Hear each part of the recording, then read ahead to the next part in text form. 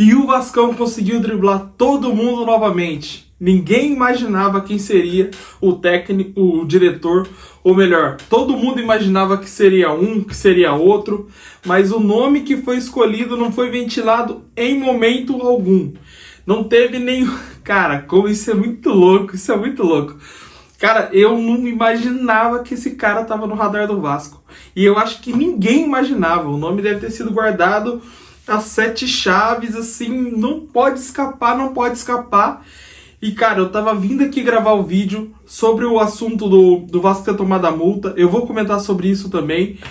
Mas, do nada, pum! Abri aqui o X, o X lá, pum! Vasco contrata Admar Lopes. Falei, que isso? O que aconteceu, cara? O que tá acontecendo? O que é esse cara?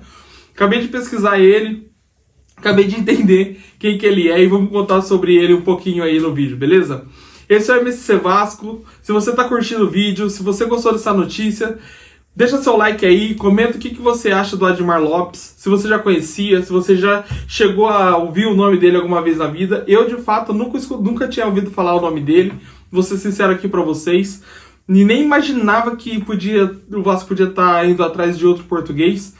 Mas comenta aí pra mim, diz aí o que você acha e se você só conhecia esse profissional, beleza?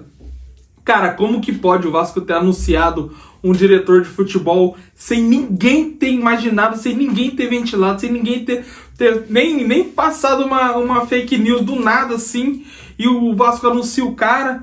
Eu só vi o tweet do Pedrosa, o Vasco tá próximo de anunciar, o próximo tweet é o Vasco anunciou, e aí o tweet do Vasco falando que o Vasco anunciou. Que loucura, cara, que loucura. Mas agora vamos para análise, pelo pouco que eu entendi da carreira do Admar. Claro que a gente vai ter mais informações daqui para frente. Ele estava na segunda divisão da França, no Bordeaux, e agora ele vai vir pro Vasco. Então, aí a gente começa a entender melhor quem é o profissional, né? Ele, obviamente, ele é português, ele começou no Porto como scouting, ele já tem mais de 15 anos de carreira. Na nota do Vasco, o Vasco falou que ele é um profissional consolidado no futebol internacional, e ele tem mais de 15 anos de carreira sólida nessa área. Ele começou como scouting, depois ele passou para diretor de futebol. Ele trabalhou na França e em Portugal. Ele só trabalhou nesses dois países até hoje. E o Brasil é o seu terceiro país e seu segundo continente. Vai ser um desafio enorme para ele, isso pode ter certeza. Mas ele se enquadra no perfil que o Vasco procurava. Ele se enquadra no perfil que o Vasco estava tentando identificar, que era bons relacionamentos no mercado internacional, no mercado secundário da Europa, que é Portugal.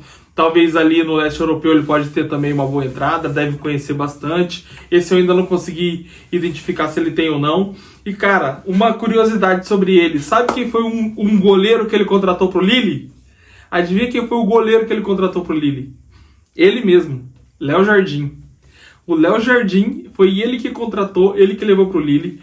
E o perfil dele diz que ele tem bons olhos para jovens promessas. Então, ele é bem focado em contratar jovens jogadores, jovens promissores. Então, isso é muito interessante na bagagem que ele traz para o Vasco, porque o Vasco precisa muito desse olhar de identificar esses jogadores, de poder trazer para o elenco jogadores promissores que podem gerar uma revenda no futuro, que podem agregar no time. Uma contratação assim foi o Nuno. O Nuno, com certeza, se ele mantiver o futebol dele, ele vai ser revendido de novo para Portugal, provavelmente, e no Benfica da vida. Pode esperar que muito provavelmente ele será revendido para lá ou para algum outro mercado da Europa, porque ele é um jogador muito bom e o Vasco fez uma excelente captação com ele, né? Mas voltando a falar do Admar, cara, tudo que eu falei na análise sobre o Mário Branco, que era o Vasco, provavelmente o Freeland é uma cortina de fumaça, o Freeland pode ser um cara que está em segundo plano, que o Vasco foi nele, mas provavelmente já tinha conversas com outros, ou alguma conversa com outro, ou algum que já provavelmente já estava certo para ser contratado e só estava esperando a decisão do Mário Branco, que era o plano A.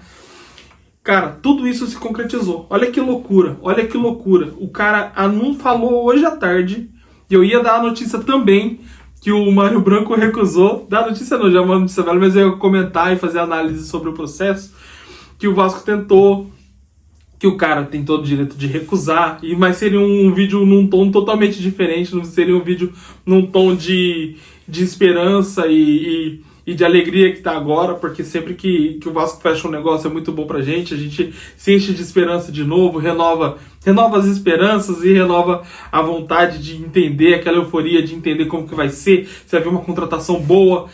Cara, o que você sente aí, eu também sinto aqui. Cara, é muito bom essa sensação. Mas eu ia comentar num outro tom, obviamente, né? Num tom triste, naquele tom de velório, que é, pô, não veio fazer o quê? O Vasco tentou, mas não conseguiu, pelo menos pensou fora da caixa, tentou alguém diferente, não ficou nos mesmos e tal. Mas não, cara, o Vasco deu drible em todo mundo. O Vasco hoje foi o mais esperto da mesa, por enquanto. E não deixou ninguém descobrir, tratou as 7 chaves a situação e conseguiu fechar com um diretor totalmente diferente do que a gente esperava. Mas é importante o Vasco pensar fora da caixa, o Vasco pensar o futebol globalizado do jeito que ele é, que a gente precisa muito ter olhares não só para a América do Sul, não é só para Argentina, para Paraguai, para Chile, e não só esses mercados a gente precisa, não só México. Tem mercado na Europa hoje para o futebol brasileiro consegue contratar jogador da Europa. E isso é muito bom pra gente. Então, esse diretor de futebol, ele vai ser muito importante no Vasco, eu tenho certeza, porque ele vai ser a peça-chave nessa janela. Ele vai ser o cara que vai dar o tom da janela. Então, se o Vasco conseguir fazer bons negócios nessa janela, vai ser por conta desse cara que o Vasco está contratando. E não é pelo nome do Admar, é pela posição. Esse é o cara que vai fazer a engrenagem andar. Então, se fosse o Mário Branco, se fosse o Freeland, se fosse o Espindo, se fosse o Thiago Escuro, qualquer um que fosse escolhido teria essa responsabilidade, entende? E o Vasco deposita as esperanças de uma boa janela nesse profissional. Então, tomara que dê tudo certo com ele, tomara que ele se adapte ao Rio de Janeiro, que ele se sinta bem, que ele consiga fazer bons negócios, que muito provavelmente ele já tem os jogadores meio engatilhados para quem ele quer, quem ele sabe que está pronto para fazer negócio, que o time quer fazer negócio com o jogador, que o Vasco pode ir atrás, que está saindo de contrato, que muitas vezes está meio fora do scout do Vasco, ou ele chega com aquele olhar que o scout fala, olha, eu tenho esse jogador aqui, você já conhece ele? Sim, eu conheço, é um bom jogador. Sim, eu conheço, ele não é um bom jogador para esse momento do time, porque ele tem isso, tem aquilo, talvez ele não se enquadra nessa característica, talvez ele se enquadra naquela ali, talvez esse aqui seja melhor. Isso é a posição dele. É ele que tem que tomar essa decisão de falar, olha, esse é bom, esse não. O scout indica o nome, o scout indica, olha, esse nome aqui tem número assim, tem número assado, fez isso, fez aquilo, ganhou isso, ganhou aquilo. O diretor de futebol chega e fala, esse jogador é bom pro time, esse jogador não é bom pro time. Não que o jogador seja ruim, jogador, não é isso, mas talvez o perfil do jogador, talvez a forma que o cara joga, ele pode identificar que no time não vai dar muito certo, porque o cara já avisou que não gosta de jogar muito assim, não vai jogar muito ali e tal. Então acontece, cara, acontece e tem muita coisa pra acontecer nesse caso. Então, tomara que ele consiga desempenhar um ótimo futebol. Seja muito bem-vindo, Admar, que você seja muito, muito feliz no Vasco, que você consiga fazer excelentes negócios pro Vasco e que a sua carreira continue crescendo e que decole cada vez mais no Vasco, que você crie um nome gigantesco no futebol brasileiro e faça seu nome como ninguém, como aconteceu com o Rodrigo Caetano, que mudou o nome dele depois que ele foi o diretor esportivo do Vasco. Correto? Então, beleza. Já desejamos boas-vindas pro Admar, já comentamos sobre ele, já dissemos tudo que a gente acha sobre ele. Assim que tiver novidades, eu trago aqui para vocês sobre a carreira dele, se ele teve alguma passagem diferenciada, alguma coisa especial que a gente acabou não comentando aqui. Então, fiquem aí que vai ter mais coisa, beleza? Se inscreva no canal aí, porque vai ter muito mais coisa aqui no canal. E para fechar o vídeo, eu queria comentar agora um assunto não tão legal assim, que é O Vasco foi multado pela Receita Federal por não ter pago... Opa, desculpa. Por não ter pago a INSS, FGTS, essas coisas aí, tributos trabalhistas, né? Não ter recolhido os impostos dos funcionários durante escapou o nome, durante o... Meu Deus do céu, cara. Cara, como que fugiu o nome? Não o governo, durante o mandato. Desculpa, galera. Durante o mandato do Campelo e depois do Salgado. Essas dívidas trabalhistas que o Vasco não era dívida ainda, era o imposto corrente que o Vasco não recolheu. O Vasco vai ter que pagar uma multa de 24 milhões de reais. E o valor era 32 milhões de reais. Então, cara, pensa assim, um atacante top que o Vasco podia ter contratado esse ano não vai ser contratado porque o Vasco vai ter que pagar essa multa agora. É isso que você tem que pensar. Exatamente isso que você tem que pensar. Cara, isso não é exclusividade da gestão Campelo e da gestão Salgado. O Vasco naquela época passava por uma situação muito mais delicada do que passa hoje.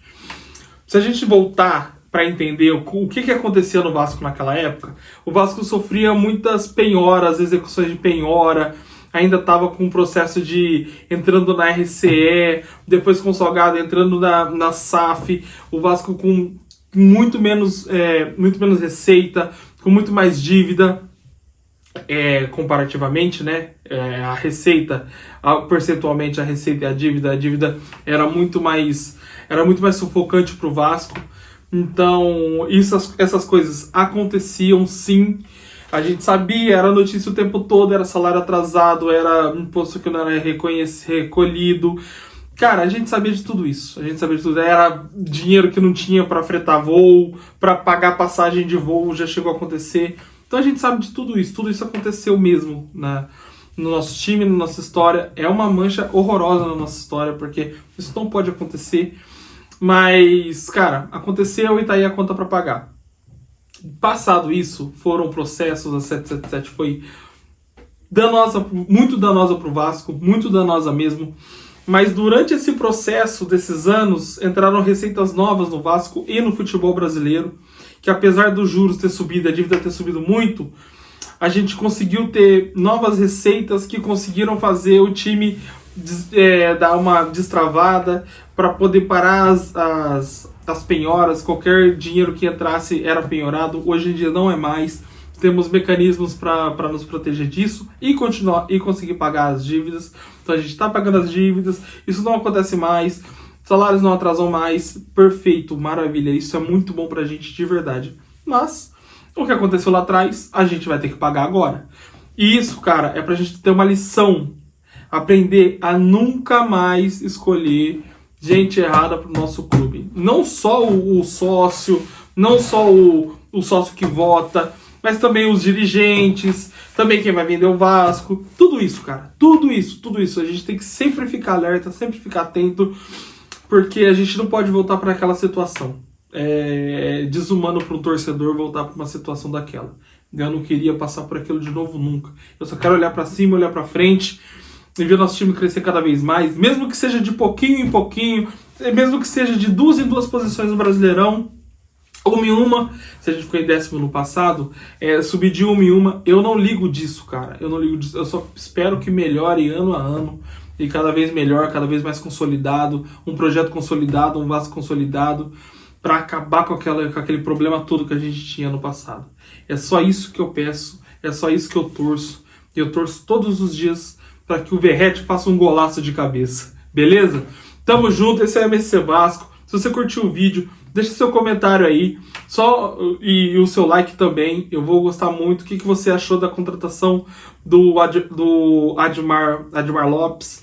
É um nome ainda novo para mim. O que você achou dessa multa que o Vasco vai ter que pagar? Comenta para mim aí, por gentileza. Tamo junto, muito obrigado. Só um comentáriozinho no final, você que ficou até aqui. Eu tô pensando em começar a fazer logo live pro canal. Já eu chego em 500 inscritos e aí a gente vai começar a poder fazer live melhor. E aí, o que você acha? Comenta aí também sobre as lives. Você participaria da live? Considerando que uma live com um canal desse tamanho, você vai participar muito mais, a gente vai poder trocar muito mais ideia. Então, você acha uma boa ideia a gente fazer uma live aí? Comenta aí pra mim, valeu? Tamo junto.